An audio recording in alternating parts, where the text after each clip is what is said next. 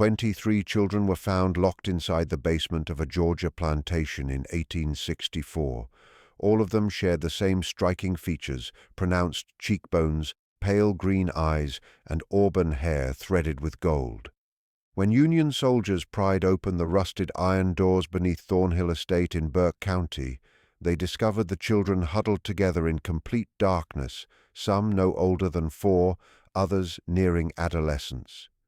The oldest, a 13-year-old girl, told the officers something that left hardened veterans nauseated. "Mistress says we are her legacy. We are not allowed to leave because we are her blood." Military records from the 34th Massachusetts Infantry reference the discovery only once, buried inside a letter marked confidential and filed deep within regimental archives for more than a century. Local histories of Burke County make no mention of Thornhill Estate at all, as if the plantation and its mistress were erased from memory. But they were real. And what Catherine Thornhill created during the 16 years between her husband's death and the arrival of Union troops stands as one of the most disturbing episodes in American history. It was a deliberate breeding system meant to produce generations of enslaved people who could never escape because their bondage was bound not only by law, but by blood. Before continuing with the story of Catherine Thornhill and the horror she constructed in rural Georgia, I need you to do something. If this story makes your skin crawl, hit the subscribe button right now. This channel explores the darkest corners of American history, the stories never taught in schools, the truths hidden in courthouse basements and forgotten military files. And I want to know where you are listening from. Leave a comment telling me your city or state. Are you close to Burke County, Georgia? Does your town hide secrets like this in its past? Let's uncover them together. Now let's return to where it all began, to a cold February morning in 1847, when a young widow inherited a dying plantation and conceived a plan that would haunt Georgia for generations. The winter Catherine Danforth Thornhill buried her husband was the coldest Burke County had experienced in 2 decades. Thornhill Estate stretched across 1,700 acres of red clay soil 7 miles southwest of Waynesboro, the county seat. In 1847, Burke County was firmly cotton country, though far less prosperous than the Black Belt regions farther west. The land here was exhausted, depleted by decades of relentless single-crop farming. Plantations that thrived in the 1820s were faltering by the 1840s, squeezed between declining cotton prices and rising operating costs. The Mexican War had pulled laborers away, and debates over territorial expansion split communities with bitter intensity. Thornhill Estate had once ranked among the more successful properties in the area. Catherine's late husband, Jonathan Thornhill, inherited it from his father in 1838 with 42 enslaved workers, sufficient equipment, and manageable debt. But Jonathan was an inept manager and an avid gambler. By the time winter fever claimed his life in February 1847, the estate was mortgaged beyond recovery. The fields barely produced enough to feed the remaining workers, and creditors circled like scavengers. Catherine was 28 when she became a widow.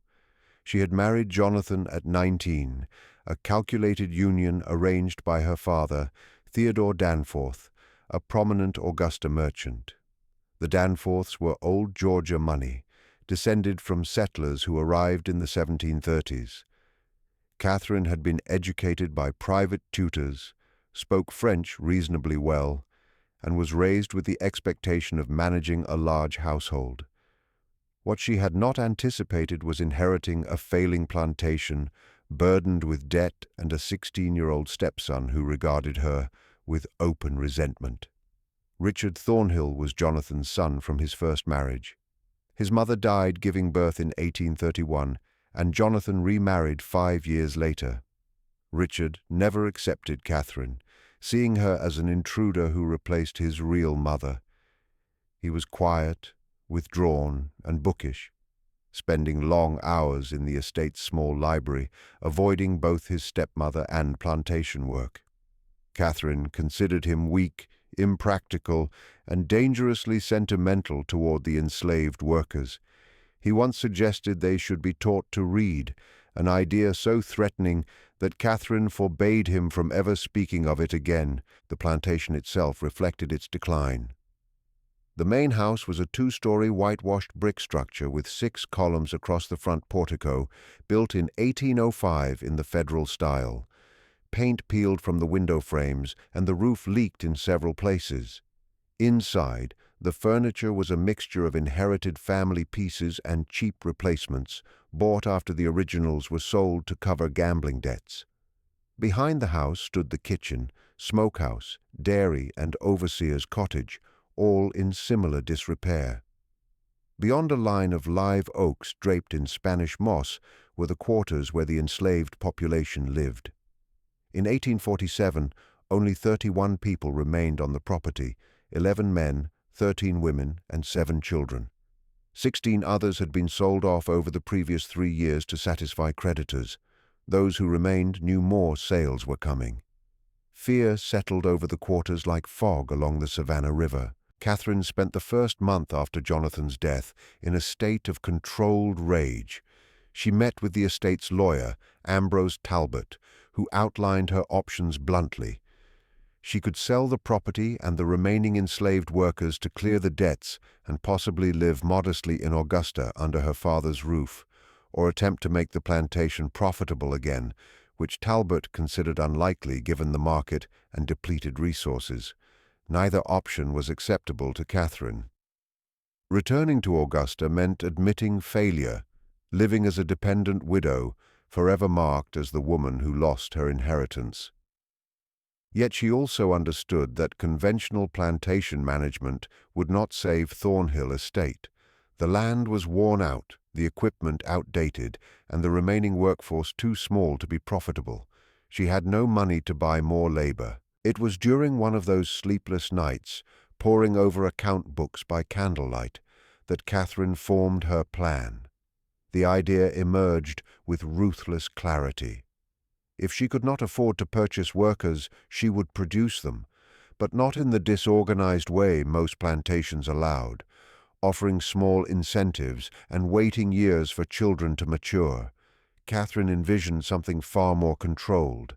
She would create a population biologically bound to the estate, people who could never be sold because they were her own descendants, whose loyalty would be instinctive because it was written into their blood. The plan was monstrous, but to Catherine it was efficient. She was still young enough to bear children. She would select the strongest and healthiest men among the enslaved population and conceive children with them. These children would be raised with knowledge of their parentage, treated marginally better to secure obedience, and once grown, paired strategically to produce subsequent generations. Within 20 years, Catherine calculated she could build a workforce of 50 or more, bound to Thornhill Estate in ways deeper than law. She began keeping a journal to refine the plan. It was not a diary of emotions. Catherine was too pragmatic for that.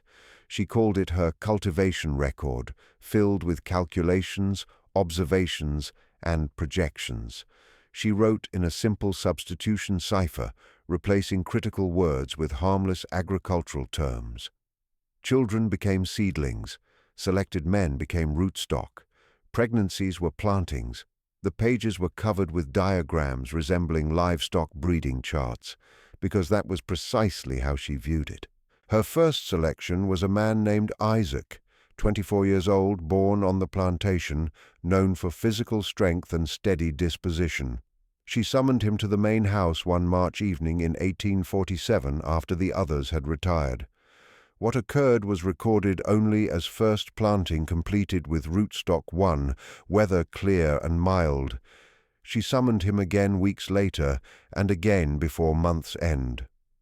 By April, Catherine was confident she was pregnant, noting it with the same detachment as planting cotton. Initial cultivation successful. Anticipate harvest in December. Richard Thornhill sensed something wrong by late May. Catherine stopped her morning rides, claiming the heat bothered her, though summer had barely begun. She took meals alone and dismissed her usual house servant. For a woman obsessed with appearances, this withdrawal was strange. But a conversation Richard overheard in early June alarmed him deeply. Hidden behind a tall bookcase in the library, he listened as Catherine spoke with Miriam Grayson, the local midwife. Mrs. Grayson attended births for both white and enslaved families and was known for discretion. She asked if Catherine was certain of her condition. "Quite certain," Catherine replied. "Early December." When Grayson noted Jonathan had died in February, Catherine claimed intimacy in January. Richard knew this was impossible. His father had been bedridden, barely conscious. The truth struck him like a blow. If Catherine bore a child conceived after Jonathan's death, scandal would destroy what little remained of the family's standing. But worse than scandal was the deception. Catherine planned to pass the child as legitimate. Richard watched her more closely. He noticed Isaac summoned at night, always discreetly. By July, Richard was certain. Horror consumed him. In August, while searching for estate documents, Richard discovered a locked journal in Catherine's desk. He cracked the cipher over 3 days. What he read chilled him. Catherine was not merely having an affair. She was executing a calculated breeding program. Charts detailed projected births, desirable traits, and generational pairings. It read like a livestock manual, except the subjects were human beings. Richard copied pages, hands shaking. This was proof. But Catherine suspected him. At dinner, she warned him about violating her trust. The threat was unmistakable. If he exposed her, she would destroy him. Soon Richard grew ill. Fatigue, headaches, weakness. Catherine tended him devotedly, feeding him, calling Mrs. Grayson, who diagnosed nervous exhaustion and possible consumption. Catherine administered tonics from Augusta. Richard recognized the symptoms. Arsenic. She was poisoning him slowly. Too weak to escape, Richard wrote one final letter to his grandfather, detailing everything. He entrusted it to a young servant named Pearl. Pearl, terrified, gave it to Catherine. Catherine burned the letter before Richard's eyes. She told him the fever had clouded his mind.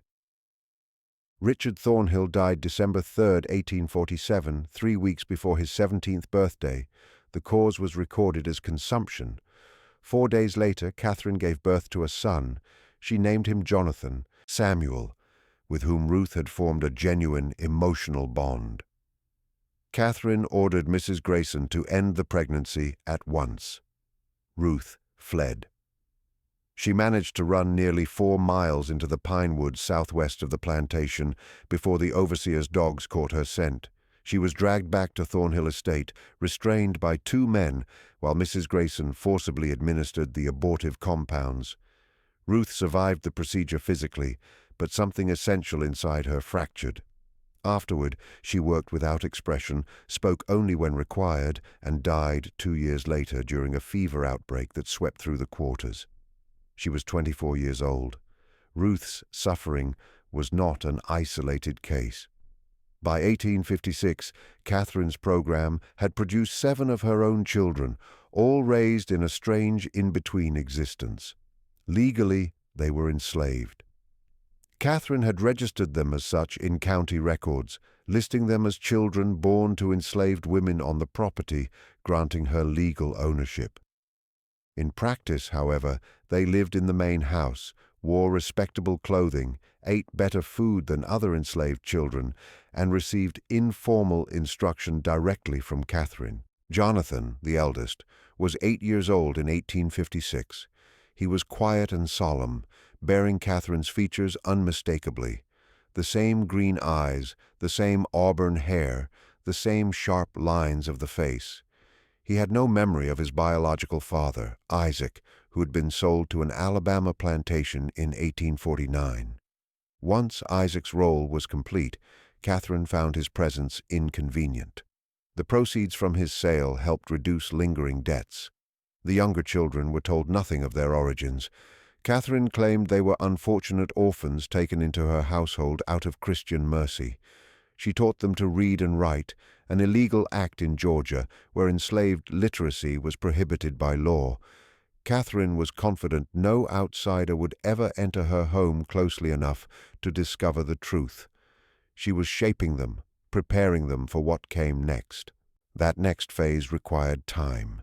The children needed to reach physical maturity before they could be used for reproduction. Catherine continued her meticulous documentation, tracking growth, health, disposition.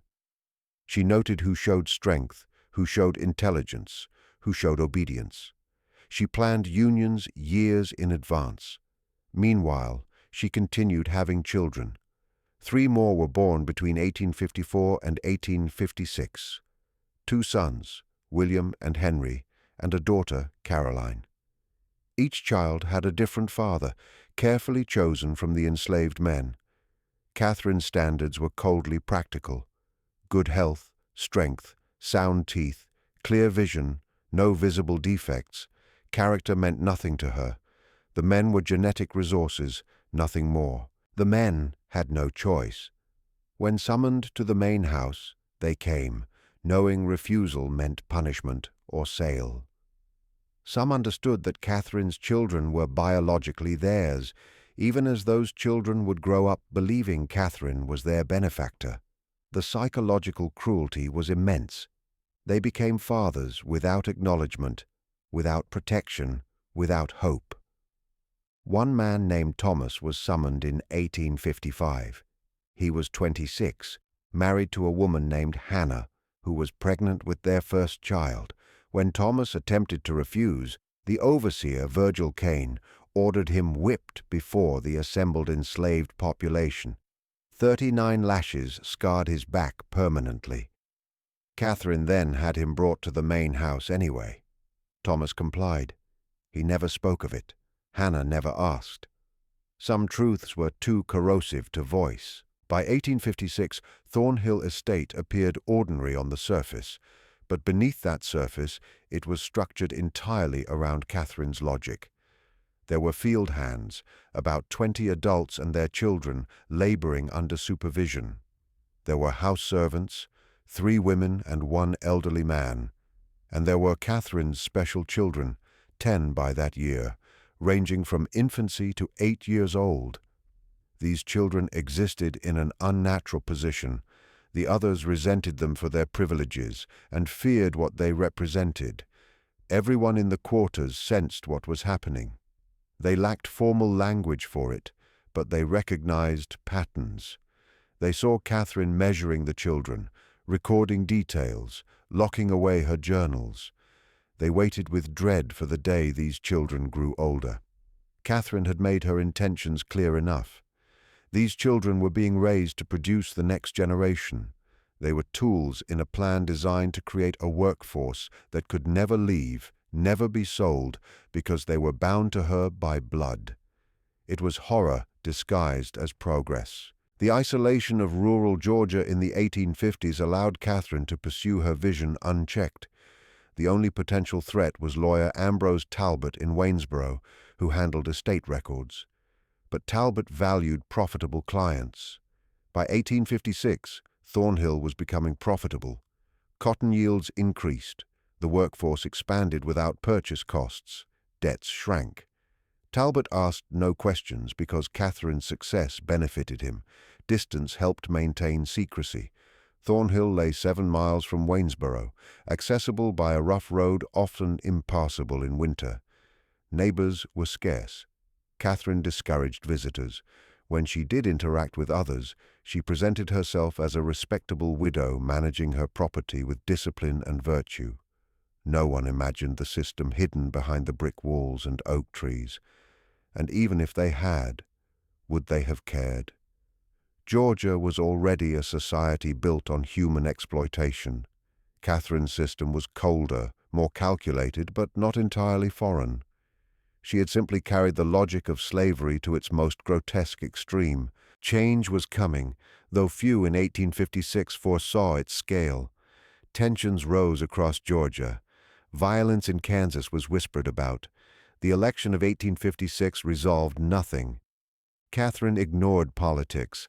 Her attention remained on Thornhill. By 1859, her eldest children neared adolescence. Jonathan was 11. Elelena was 10. Abigail was 9. Catherine began preparing for the next phase. It was during this time she created what she called the Heritage Room in a sealed section of the East Wing.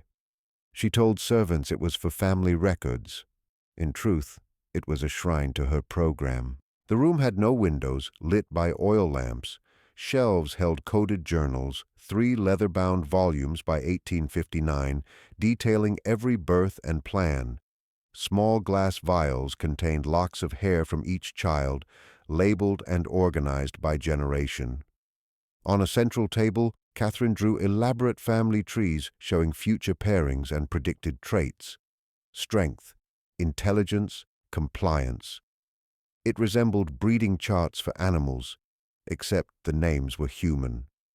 Catherine spent hours there, imagining a future Thornhill populated entirely by descendants bound to her. To implement this future, she tightened social control. The special children remained near the house. Other enslaved children stayed in the quarters. Yet Catherine needed them all. She manipulated cooperation through privileges and threats. Families who resisted faced separation or sale. A woman named Violet learned this in 1860 when Catherine decided Violet's 14-year-old daughter Sarah should be paired with an older man named Elijah. Violet begged for time. Catherine responded coldly, offering to sell Violet's younger daughters instead. Sarah was paired that autumn. She gave birth 9 months later and died from complications. She was 15. Violet never recovered. In 1862, she walked into the Savannah River and drowned herself. Such tragedies were invisible to outsiders. Visitors saw neat fields and order. The horror was hidden in journals and locked rooms. Then came 1860.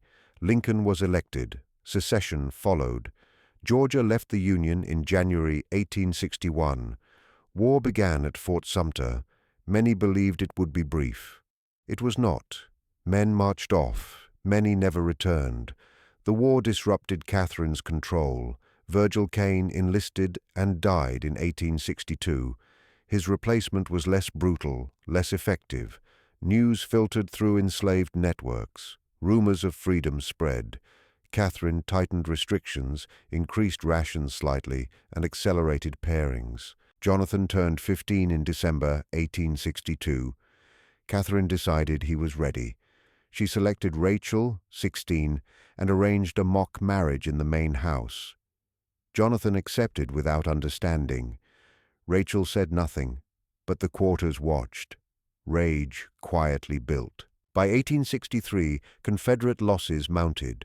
Shortages worsened, and something else began happening. Catherine's children were learning the truth.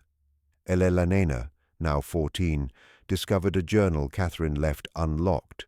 Curious and intelligent, she decoded it over weeks. What she read shattered her identity. She learned who her father was. She learned Catherine's plan. She confronted Catherine. Catherine admitted everything and threatened her with sale if she resisted.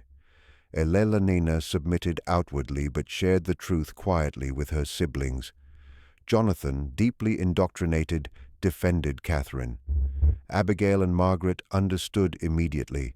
The knowledge changed everything. Catherine sensed it. She chose intimidation. In August 1863, a pregnant girl named Grace tried to run. She was 17 and desperate. She was caught within 12 hours, dragged back as an example. Back, secured inside one of the outbuildings. The following morning, Catherine gathered everyone, all the enslaved people, including her special children from the main house, in the open yard between the quarters and the mansion. Grace was brought forward, her wrists bound. Catherine stood on the front porch, her expression calm and unreadable. This woman attempted to abandon her duties to this estate and to all of you. She tried to tear apart the family we have created here. The punishment for such betrayal must be severe. What followed was merciless. Grace was whipped in public. 20 lashes were delivered by the elderly overseer Kendrick, who carried out the task with visible reluctance.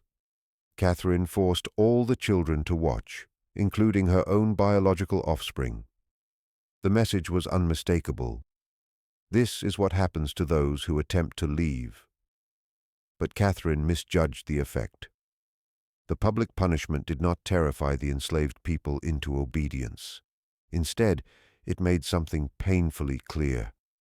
Catherine was willing to use extreme violence to hold on to power, which meant she was afraid, and if she was afraid, it meant they possessed more power than they had ever realized. Quiet whispers spread through the quarters in the weeks that followed. Whispers about waiting for the right moment. Whispers about what would happen when the war finally ended, because surely it would end, and surely the Yankees would come south, and surely life would change. All they had to do was survive until then. Elena heard these murmurs. She began lingering near the quarters when Catherine was not watching, slowly building relationships with people she had been kept apart from her entire life.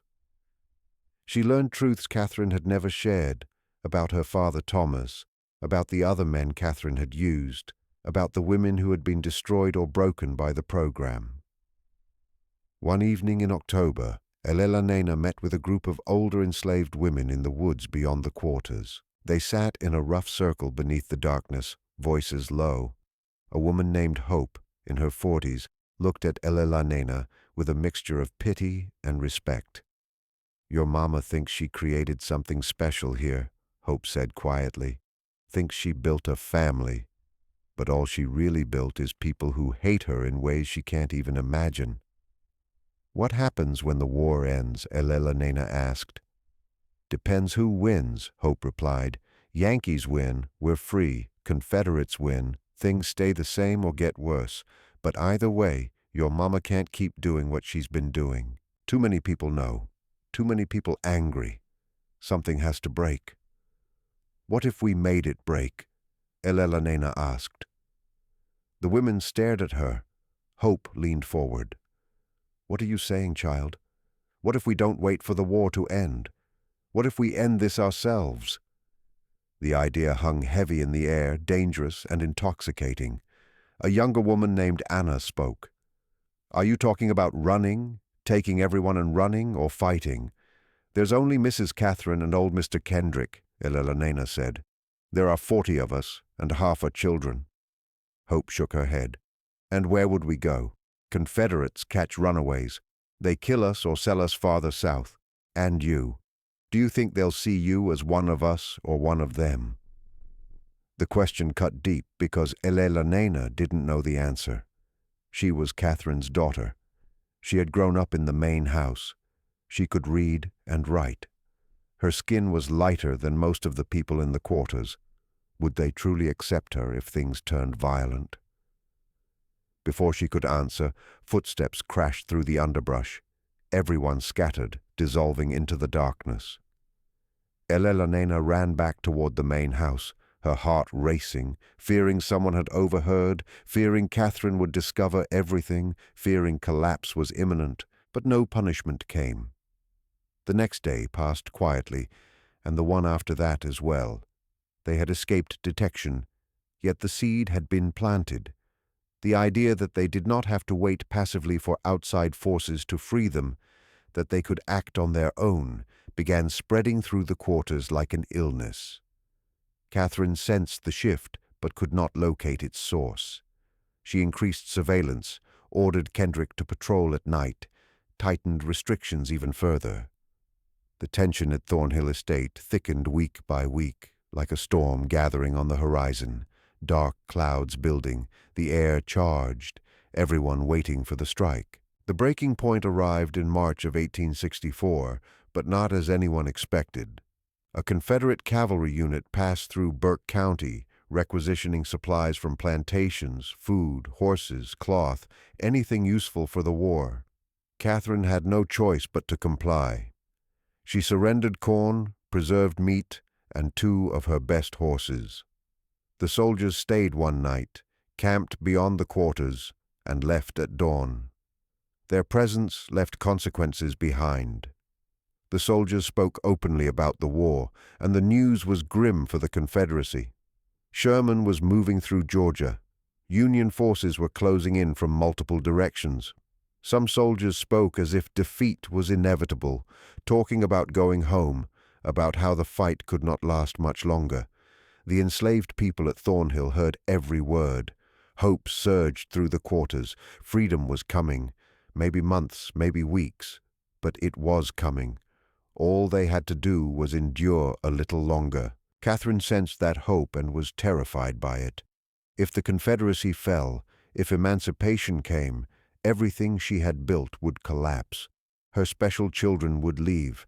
Her breeding program would end. 16 years of work would vanish. She could not allow that.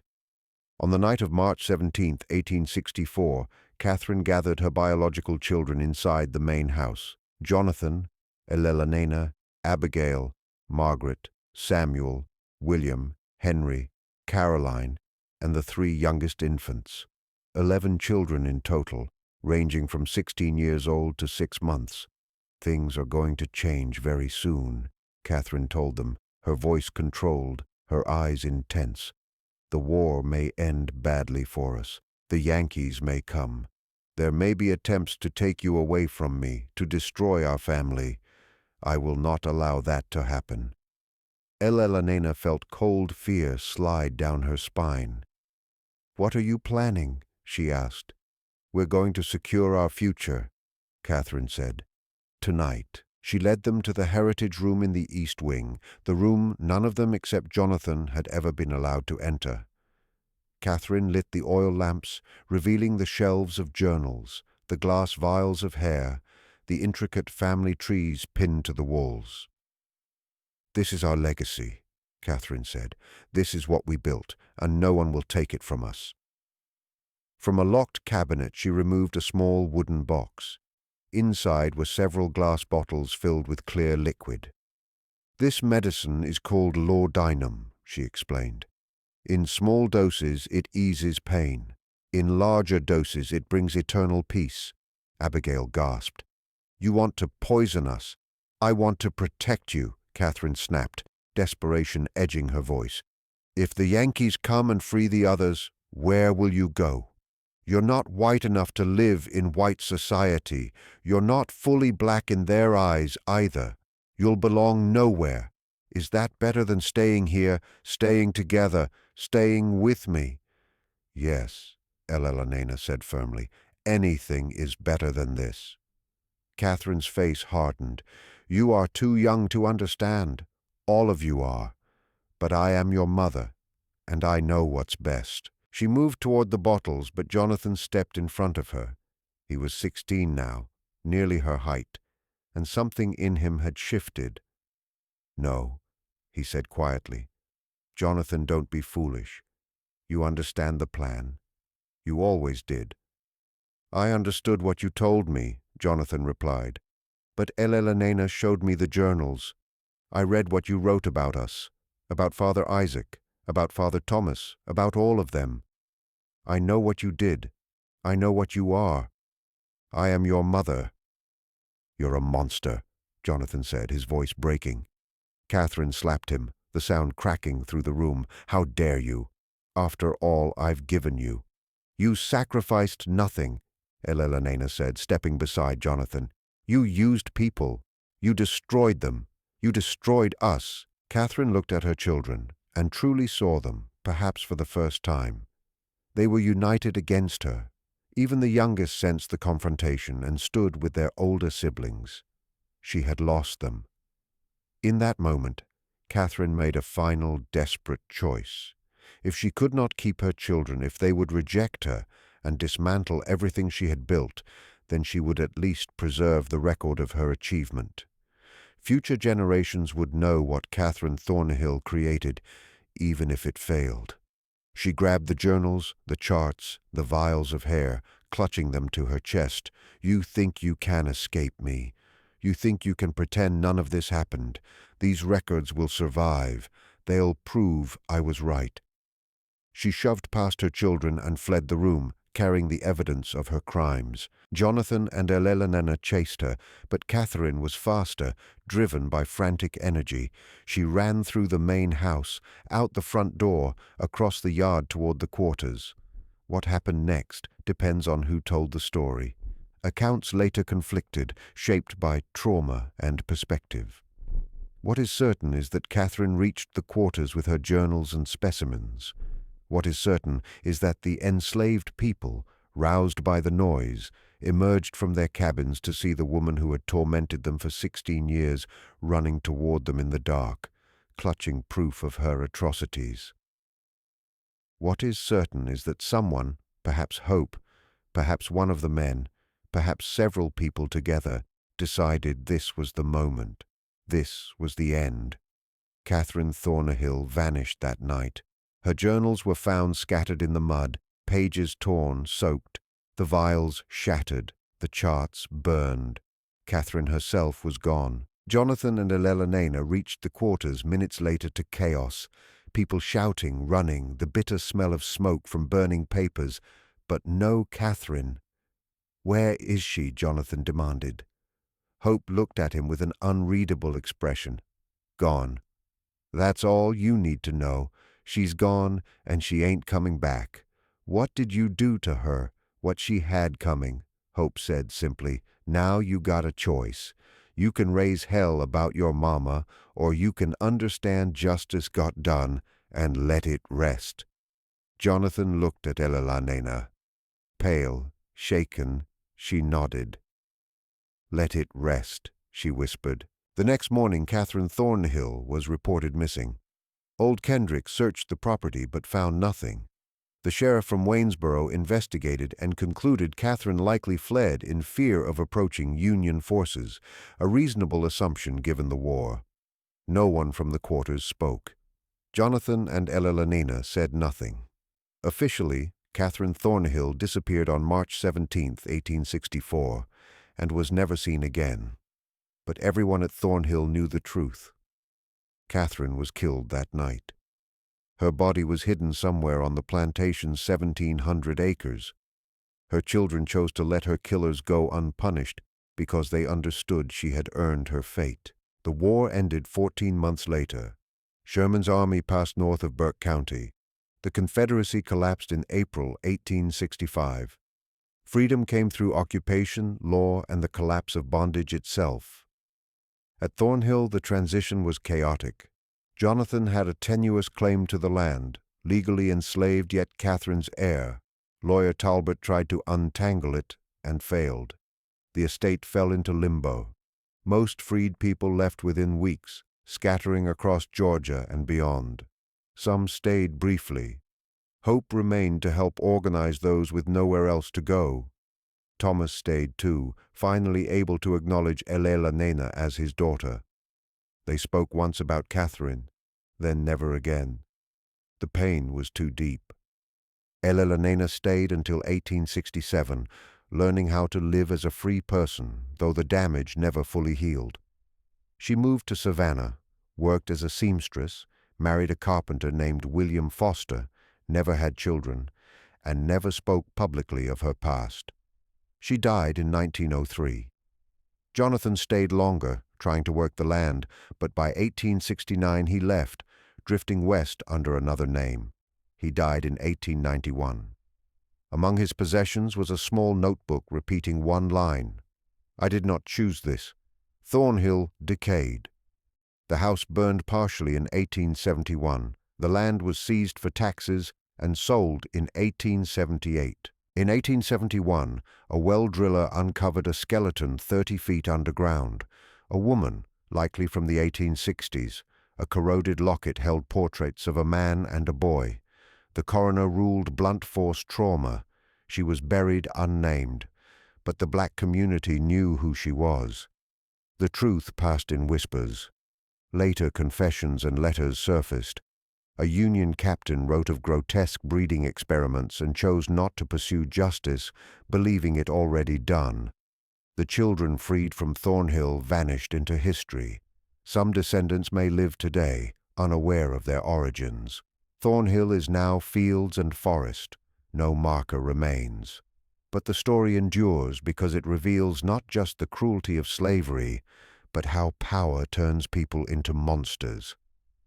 Catherine believed she was building a legacy.